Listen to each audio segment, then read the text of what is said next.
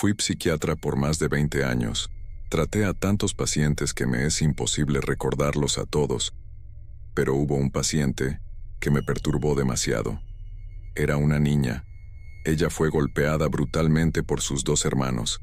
Recibió tantos golpes en la cabeza que, aparte de desarrollar un alter ego, como mecanismo de defensa, inconscientemente desactivó su sentido del oído y del habla.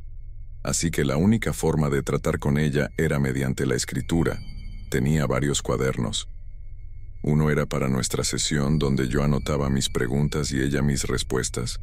Otro era para sus dibujos. Y el tercero era para que ella anotara sus sueños. Los sueños que tenía esa niña eran escalofriantes. Eran, sin duda alguna, lo más aterrador que he leído alguna vez. Luego de varios meses yo empecé a tener miedo solo de pensar que tendría que leer los sueños que esa niña tenía. Voy a contar, entre otras cosas, los sueños más escabrosos que esa niña anotó en su cuaderno. Recuerdo que el primer sueño que me causó escalofríos fue uno donde la niña puso que ella estaba en una casa abandonada.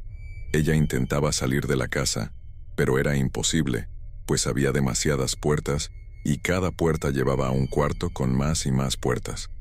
La pequeña escribió que estuvo corriendo y atravesando puertas por muchísimo tiempo, hasta que llegó a una habitación que no tenía puertas. Era una habitación de madera con una extraña alfombra en el suelo. De pronto, brazos comenzaron a salir de las paredes, del techo y del piso. Todos los brazos intentaban agarrarla. Los brazos se golpeaban entre sí, luchando por agarrar a la niña. Las cosas se pusieron turbias cuando la niña escribió que los brazos, ya muy enojados, comenzaron a arrancarse las uñas y luego los dedos. Había otro sueño, que más que sueño, era claramente una pesadilla. En esa pesadilla, la niña iba caminando por el desierto, descalza, golpeada, con la ropa rota y el cabello desarreglado. La niña describió con lujo de detalle cómo la hirviente arena le cocinaba los pies. Todavía no entiendo el vocabulario tan amplio de la niña, pues en el sueño hace mucho énfasis de cómo lentamente se está desollando por el calor. Quiero pensar que esa manera tan horriblemente detallista de escribir las pesadillas fueron el resultado del alter ego que desarrolló como mecanismo de defensa después que llegó al psiquiátrico. Siguiendo con la pesadilla. Finalmente, la niña llega a un campamento, los pies le sangran, la piel le arde, la piel le arde. El campamento está completamente solo, pero hay un charco de agua. La niña se arrastra para poder saciar su sed, pero cuando está a punto de beber, del charco salen dos brazos y la toman de la cabeza. La jalan hacia el interior del charco y la ahogan. Para ese punto, yo tenía una teoría.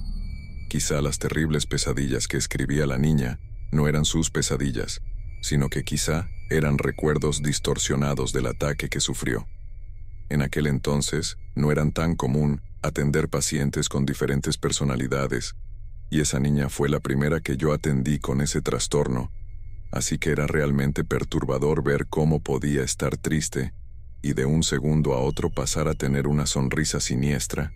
Era como si se transformara en un monstruo, en un ser de pura maldad. La niña compartía habitación con otros menores. La pequeña solía dibujar en las paredes, pero ella solo pintaba la parte derecha del cuarto. La parte izquierda la pintaba su alter ego, su otra personalidad. Sus compañeritos de cuarto le tenían miedo. Siempre se quejaban de ella, que no los dejaba dormir, que algunas veces ella se paraba en una esquina y desde ahí los observaba sin parpadear. Las enfermeras también le tenían miedo, pues se corría el rumor que si tocabas la mano de la pequeña, soñabas con tu propia muerte. Esa niña generaba tanta mala vibra, que en una ocasión, la administración me llevó un documento para que lo firmara. Querían realizarle una lobotomía. Jamás me gustaron esa cosa, así que me negué. Ellos no podían proceder sin la firma del doctor asignado, que era yo, así que lo dejaron por la paz. Era tan fácil como despedirme y poner a la niña a cargo de otro doctor que sí firmara la petición de lobotomía. Por suerte, no lo hicieron. Las pesadillas que la niña escribía eran cada vez más violentas y sangrientas, rayaban en la locura. Una de las últimas pesadillas que tuve que leer describían un horrible ataque. La niña empezaba escribiendo que ella estaba amarrada a una silla y que enfrente había una jaula oscura, de la cual emergía un enorme perro. El perro estaba furioso y trataba de salir de la jaula. Ladra, gruñía, mordía los barrotes de la jaula, la embestía con todas sus fuerzas. La niña puso que los ojos del perro furioso eran blancos. El perro lograba liberarse y se iba sobre ella, pero cuando estaba a 1 centímetro de morderla, la cadena que el perro tenía en una pata lo detenía. Entonces la niña, llorando y desesperada, llena de pánico, intentaba liberarse de las cuerdas que la sujetaban a la silla. No podía. De tanto moverse terminó cayendo con todo y silla. Fue por culpa de eso que quedó al alcance de las hambrientas fauces del perro. La bestia no perdió ni un segundo. La mordió con fuerza de una pierna. El perro comenzó a revolcar a la niña mientras la mordía con fuerza. Le clavaba los colmillos una y otra vez, destrozando su pierna. Finalmente la mordió con todas sus fuerzas y de un tirón le arrancó la pierna. La niña se estaba desangrando. El perro se acercó a su cara, y cuando abrió la boca un brazo salió de su garganta y ahorcó a la niña. El caso era demasiado intrigante y la verdad yo no estaba logrando ningún avance. La pequeña no mejoraba, todo lo contrario. Así que decidí sincerarme con la niña. Le dije que eso había sido todo, que debido a que ella estaba empeorando, pues yo no tenía otra opción más que autorizar la lobotomía. Ella abrió los ojos todo lo que pudo. Entonces me dijo una cosa. Lo que escribo no son mis sueños. Son los cuentos que escucho en mi cabeza antes de dormir. Eso le dio una esperanza al caso. La pequeña no quería ser llevada al quirófano. La verdad, desconozco si ella realmente tenía claro lo que era una lobotomía, pero todos los pacientes sabían que cuando alguien era llevado al quirófano cosas malas le pasaban.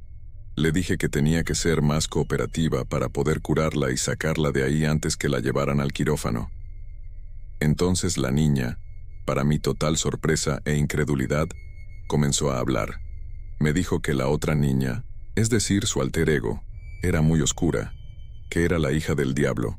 Me explicó que lo que le hicieron sus hermanos no fue solo un ataque, sino que se trataba de un ritual.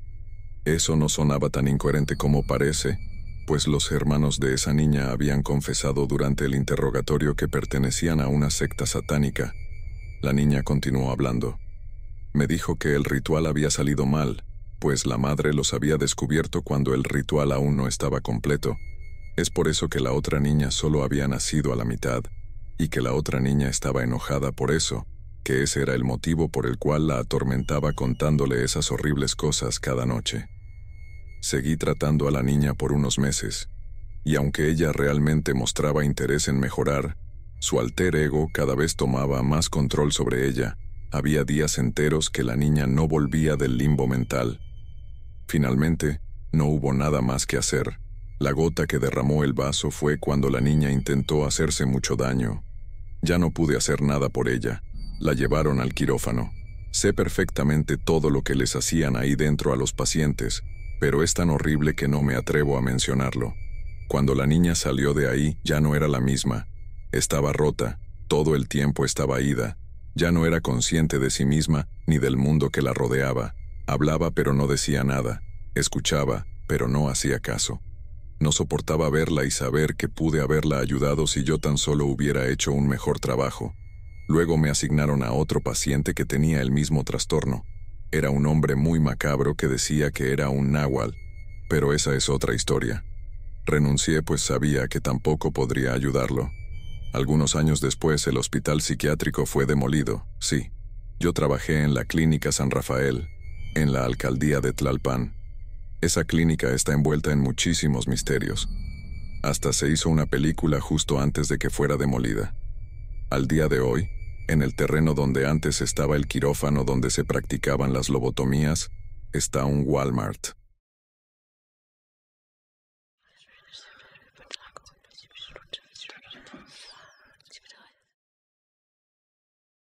Hace tiempo me sucedió algo que llegó a marcar mi vida por completo.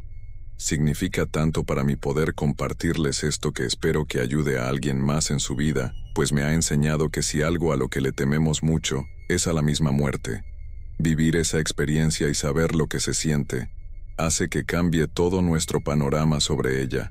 Sin embargo, esto me sucedió a mí cuando yo era tan solo un niño, quizás en un adulto con mayor trayectoria en su vida, sea diferente.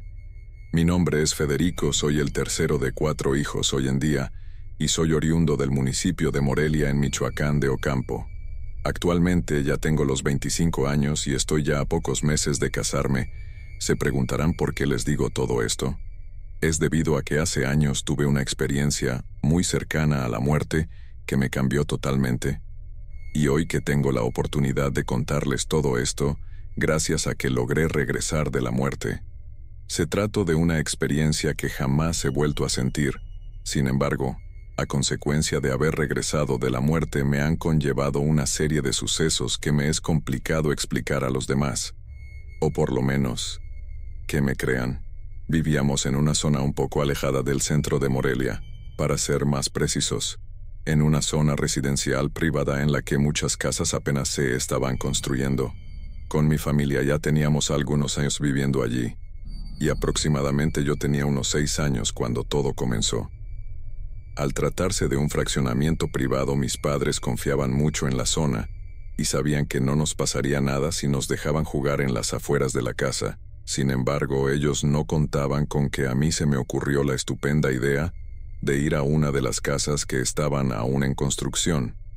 Uno de mis hermanos mayores me había retado a que entrara a la casa y subiera hasta el 2.º piso para que le demostrara que si había cumplido el reto.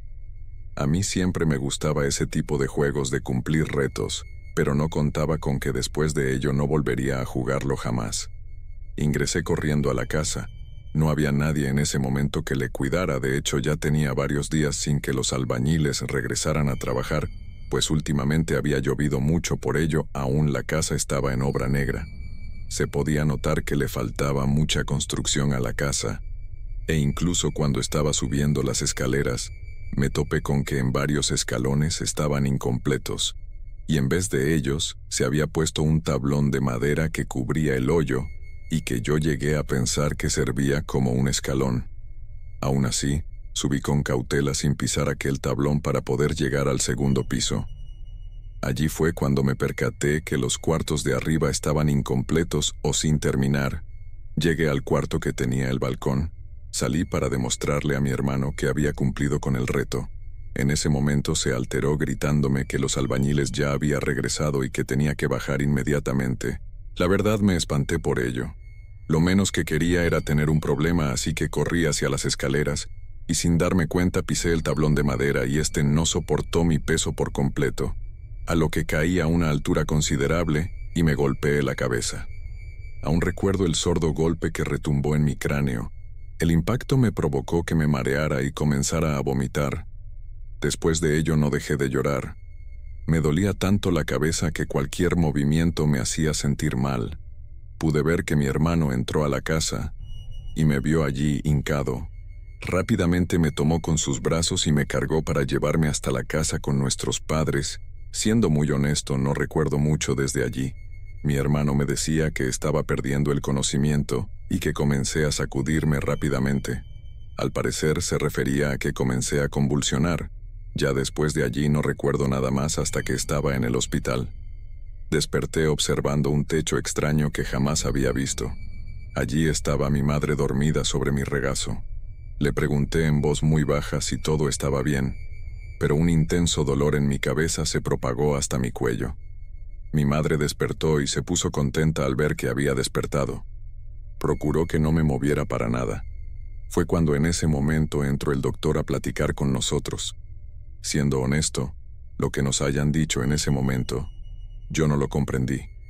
Pero si escuché que ocupaba una cirugía de emergencia, ya mucho tiempo después le pregunté a mi madre qué le habían dicho, y lo que me explicó fue que el golpe en la cabeza había ocasionado una hemorragia interna, y era necesario drenar, pero era mucha la sangre ya propagada que no sabía la serie de alteraciones y complicaciones que pudiera encontrar. Pero lo que más preocupó a mi madre fueron las expectativas de éxito y de supervivencia después de la cirugía. No resultaron ser muy alentadoras. Lo que sí comprendí en ese momento fue que quizás algo malo me pasaría. Quizás yo podría morir, pues pude ver que mi mamá se había roto en llanto después de que se fue el doctor. Ahora que recuerdo, todo el tiempo mi madre me explicó lo que pasaría dentro del quirófano. Trato de explicarme de la mejor manera las cosas que pasarían y los procesos que se llevarían a cabo. Ella sabía que yo tenía miedo, pero yo no quería demostrárselo. Me prepararon para mi operación. Mi madre en todo momento estuvo allí conmigo y me acompañaba hasta donde fuéramos. Fue cuando llegamos a una gran habitación que, si no mal recuerdo, estaba muy helada. Allí le comentaron a ella que lo ideal sería que se despidiera de mí y que me dijera cuánto me amaba. La recuerdo aún con tanto cariño a un lado mío. Su mejilla estaba húmeda de tanto que había llorado. Yo por mi parte me sentía aún muy mareado y sin energías. Apenas podía levantarme. Una enfermera se acercó conmigo y me suministró un medicamento en un tubito que estaba conectado a mi brazo, y cuando menos lo pensé, ya había caído dormido. Es desde aquí que las cosas empezaron a tornarse diferente. Tuve una extraña sensación a paz y tranquilidad. Realmente sentía que mi cuerpo flotaba en la total oscuridad. No podía ver mi cuerpo en absoluto. Entiendo que sonara extraño, pero es que ni yo sabía si yo estaba allí en ese momento. Tampoco sabía hacia dónde estaba flotando o a dónde me dirigía, pero de algún modo sí era consciente de lo que sentía en ese momento. Fue cuando en mi mente una voz sugirió una pregunta: ¿puedes irte o seguir el camino? No supe quién me lo había dicho, pues su voz no me fue familiar, pero sentí una plena serenidad y confianza al escucharle. Y todo de repente se quedó en silencio. A pesar de que no los veía, pude sentir que mis pies descalzos tocaban el piso. Recuerdo que el piso era frío y liso. Casi puedo decir que era muy parecido a caminar sobre un vidrio oscuro. Así que comencé a caminar sin saber a dónde ir, pues todo seguía oscuro. No tropezaba con nada, incluso sentía que podía correr y nunca me tropezaría. Fue cuando vi una intensa luz que, sin darme cuenta, ya me estaba dirigiendo a ella. Era tan intensa que parecía ser un enorme foco de luz blanca. Pero me detuve, no seguí caminando. Pues algo alcancé a escuchar a lo lejos. Miré hacia atrás y el único ruido que percibía era uno donde alguien gritaba algo, pero no comprendía qué era. De pronto aquel ruido se volvía más intenso. Traté de identificarlo, pero solo podía apreciar algo a varios metros de donde me encontraba yo, así que me encaminé a verificar de qué se trataba, y conforme me acercaba, aquel ruido que escuchaba se hacía más fuerte hasta que pude ver a alguien enfrente mío. Se trataba de una persona que estaba de pie allí, con los ojos cerrados. Repetía esa palabra una y otra vez. Era algo inevitable, pues cuando la decía repetidamente, aquello que escuchaba, yo sentía una enorme nostalgia. Ese sentimiento se había vuelto tan profundo que tuve la necesidad de abrazarle, así que lo hice, y en ese momento, una intensa ola de imágenes llegó a mi cabeza. El sonido que aquella persona decía tuvo ya un significado para mí. Aquel ruido lo reconocí como mi nombre, mientras que aquellas imágenes que pasaban frente a mis ojos, pude volver a sentir muchas emociones juntas, y nuevamente pude escuchar a aquella persona que decía mi nombre. La reconocí. Se trataba de mí, mamá, quien me hablaba en ese momento. Me acerqué y le tomé de la mano. De pronto la luz a la que inicialmente me dirigía dejó de ser tan intensa y mi madre brilló con más intensidad, y de la nada desperté. Mi madre estaba a un lado mío. Me tomaba de mi mano. Estaba llorando y repetía mi nombre una y otra vez. Fue cuando le dije que ya la había escuchado. Ella se quedó callada y me miró. Ella no lo podía creer. Me abrazó muy fuerte y me dijo que ya me habían considerado muerto, pues aún había mucha sangre en mi cabeza que no lograron contener. Los doctores me vieron y solicitaron rápidamente atención médica. Después de eso todo fue borroso. Despertaba en ocasiones y en otras solo los escuchaba mientras me revisaban. Después de una segunda cirugía logré salir adelante. Los días pasaron. Recuerdo que para mí fue una eternidad estar en el hospital. Y un día, mientras estaba acostado en la cama del cuarto que nos habían otorgado a mi padre, le había tocado cuidarme esa noche. Me dijo que tenía que ir a cenar algo, Yo me sentía aún agotado, así que le comenté que me trataría de dormir un poco. A los pocos minutos de que él salió pude sentir que, en la orilla de la camilla, alguien se sentaba, pues se había sumido ligeramente. Pensé que quizás se trataba de mi padre, quien ya había regresado, pero me parecía muy pronto. Tan solo habían pasado algunos minutos. Entonces, en ese momento sentí que por debajo de las cobijas alguien me tomaba de la mano y me apretaba muy fuerte. La mano la sentí muy diferente a la de mi padre. Me imaginé que quizás quería despertarme, así que yo también le apreté lo más fuerte la mano, y al abrir los ojos, para mi sorpresa, no había nadie. De hecho, la mano que me estaba apretando se fue de repente, y ya no volví a sentir que me apretaban la mía. Me senté en la cama, pero no había nadie. Incluso la cama ya no estaba sumida del otro extremo. Aquello fue el principio de una serie de secuelas que hoy en día sigo teniendo. Un par de meses ya habían pasado, ya teníamos días de haber regresado a casa. De hecho, gracias a aquel accidente había perdido varios días de clases, y tenía que ponerme al corriente. Recuerdo que mi madre me dejaba las cosas sobre la mesa para que yo hiciera la tarea, y en una ocasión mientras estaba coloreando pude sentir una brisa en mi rostro. Miré por reacción de dónde provenía, y pude ver que uno de mis lápices de colores iba y venía.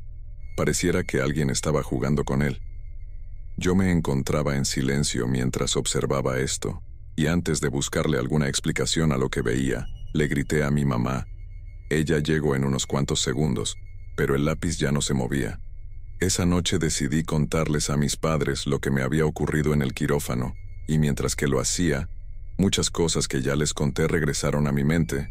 No sé si me creyeron, pero realmente sentí mucha calma al decirles que no sentía miedo de la muerte. Para mí yo ya había muerto ese día, y fue algo hasta eso reconfortante. Parte de la recuperación total del accidente, era necesario darle seguimiento a mi cirugía con los doctores. Aún recuerdo que justo cuando me examinaban mis ojos el doctor mencionaba que parecía ser que no tendría alguna secuela considerable, pero yo tuve la inquietud de preguntarle algo. Le decía que últimamente había cosas que pasaban a mi alrededor. Comencé a ver sombras de personas en toda la casa, además de que en ocasiones escuchaba que me hablaban, pero no les hacía caso. Creo que lo tomó a chiste, pues no quiso darle mucha importancia. Me comentó que quizás se trataba de imaginación mía.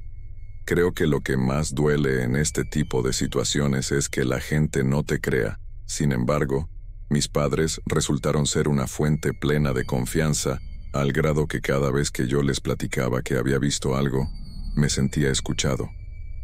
El tiempo ha pasado. Aquellas percepciones que he tenido no han pasado a más que apariciones o sombras. Afortunadamente, no me han hecho algún daño o provocado algún mal. Y ahora que soy ya mucho mayor, me acerqué con una clarividente quien hoy en día me ha apoyado mucho, pues me dice que se han dado situaciones en las que el tercer ojo que tenemos se abre. En mi caso, el accidente pudo provocar en mí que se apertura una mayor percepción de mi alrededor. Además me dijo que cuando alguien llegaba a sobrevivir y regresar a la muerte, la vida misma ya no se percibe igual. Espero poder contarles más de mis experiencias, pero particularmente sentí yo que debía contarles primero lo que me había pasado, pues a alguien le puede ayudar saber que lo que sigue después de la muerte puede ser un lugar tranquilo y placentero. Bueno, hasta donde yo llegué.